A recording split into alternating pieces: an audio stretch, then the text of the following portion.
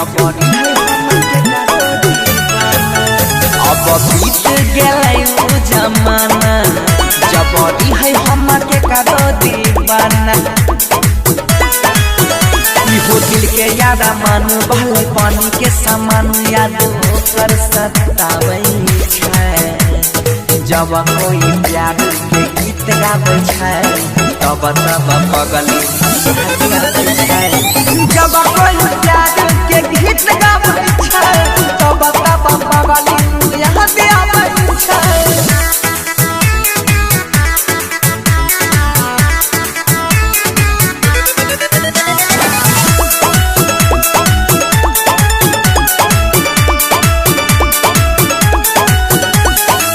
धड़कन है रे हमर छाती में सट के कह रहे लवर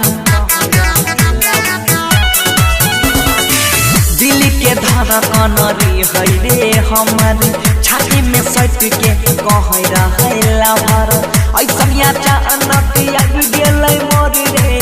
अखिया से हमरा कहै रे जब से उभेले दूर छिए हम मजबूर सपनों में आके साथ हबै छै जब कोई प्यार के गीत गाबै छै हमारा पगल लागै छै जब कोई प्यार के गीत गाबै छै तब तब पगली यहाँ पे आबै छै।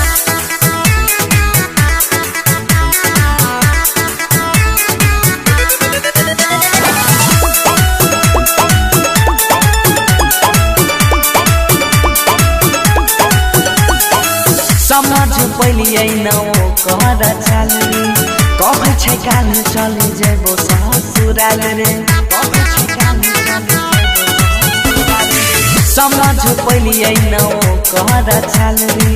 कह छै काल चले जेबो ससुराल रे भूले न पैतै दीपक लाल प्यारे जीते बनसी केकरा सहारे कहे राइतो गीत लिखे सच सच गीत गाबी गाबी सुनाबै छै जब कोई हो